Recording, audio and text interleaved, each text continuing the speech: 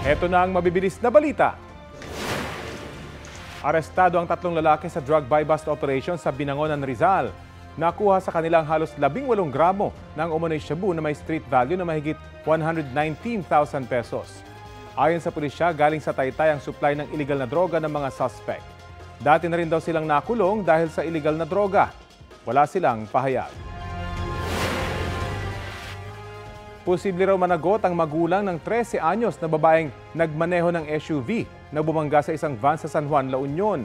Ayon sa pulisya, depende yan kung hindi magkakaroon ng kasunduan sa panig ng magulang ng nakabangga at ng mga biktima.